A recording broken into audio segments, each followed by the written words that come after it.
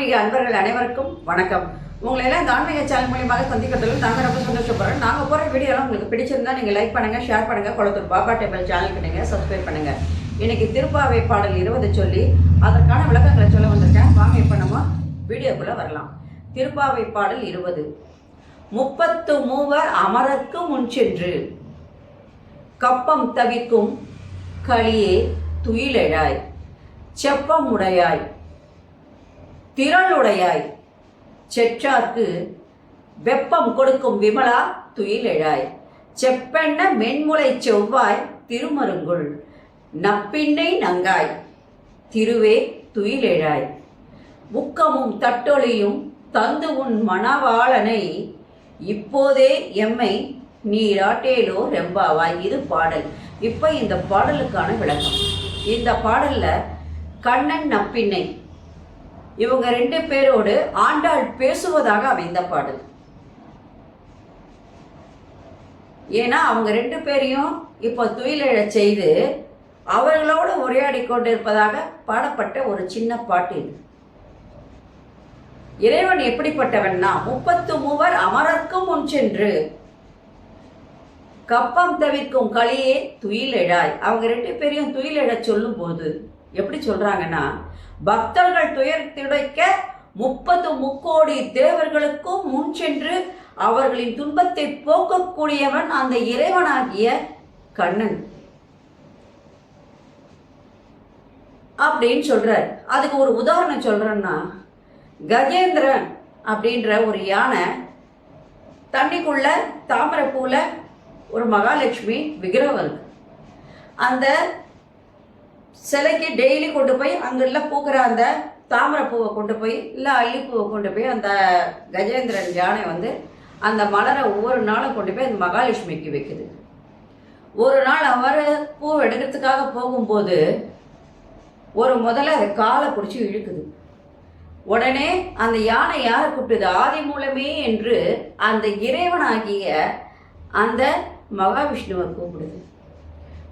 சொன்ன அடுத்த நிமிஷம் பக்தரின் துயர் துடைப்பதற்காக, அந்த யானையினுடைய துயரை துடைப்பதற்காக உடனடியாக அதன் பயத்தை போக்கி அதை ஆட்கொண்டவர். அதாவது என்ன சொல்றாரு, தன்னுடைய சக்கரத்தினால அந்த முதலையினுடைய கழுத்தை வெட்டிடுறார்.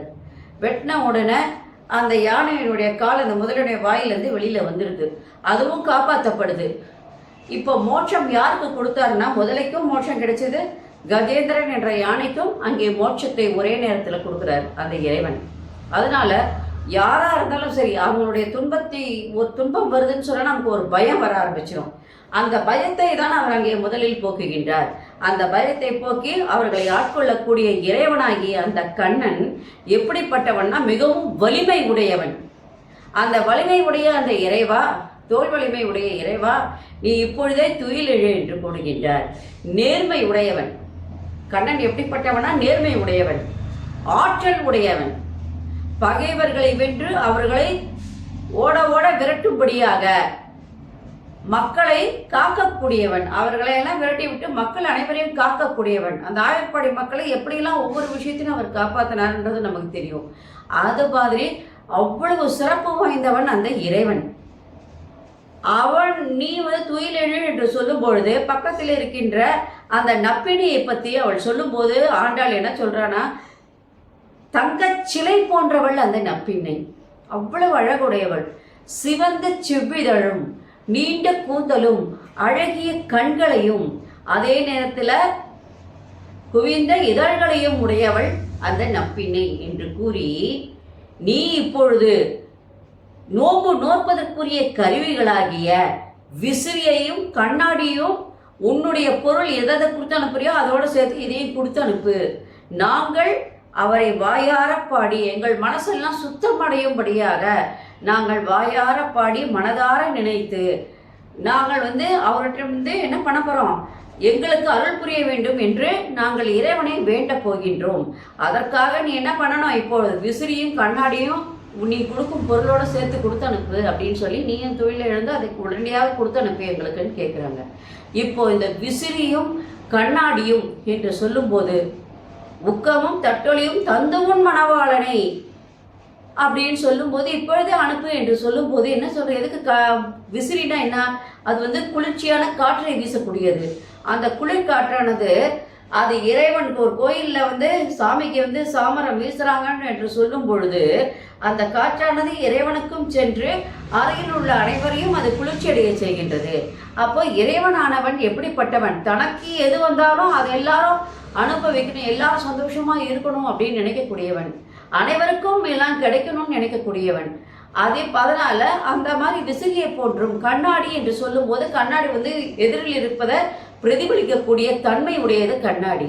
அதே மாதிரி எங்கள் மனதில் இருக்கின்ற துன்பத்தை யார் அறிவார் என்றால் கண்ணாடி போன்று இருக்கின்ற அந்த கண்ணனானவன் எங்களுடைய மனசை அப்படியே தெரிஞ்சுப்பான். தெரிஞ்சுக்கிட்டு என்ன பண்ணுவார், எங்களுடைய துன்பத்தை எல்லாம் மன அழுக்குகளை எல்லாம் நீக்கி நாங்கள் இப்பொழுது அவரை வந்து நினைக்கும் பொழுது எங்களோட அவர் எங்களை வந்து ஐக்கியப்படுத்தி என்ன பண்ண, நாங்கள் வேண்டும் வரத்தை அவர் எங்களுக்கு தர வேண்டும் என்று அழகாக இந்த பாடலிலே ஆண்டாள் வந்து தெரிவிக்கின்றாள்.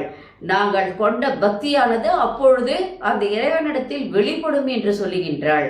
இவ்வாறு சொல்லும் பொழுது நற்பின்னையுடைய அழகும் தன்னுடைய கணவனாகிய கண்ணனுடைய வீரத்தையும் பறைச்சாற்றி பக்தர்களுக்கு அருளக்கூடியவன், உடனடியாக வந்து அருளக்கூடியவன் அப்படின்னு சொல்லும்போது அந்த இறைவன் வந்து எப்படிப்பட்டவர், எல்லாருக்கும் எல்லாமே கிடைக்கணும், அவங்களுடைய பயத்தை போக்கி அவர்களை ஆட்கொள்ளக்கூடியவன் அந்த இறைவன்.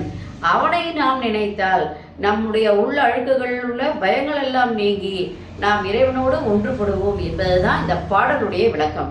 நன்றி, வணக்கம்.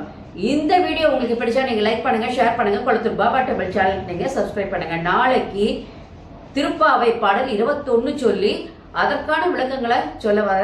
நன்றி, வணக்கம். அனைவருக்கும் நலம் உண்டாகட்டும். ஓம் Sairam. Subscribe to my channel and please press the bell icon for more videos.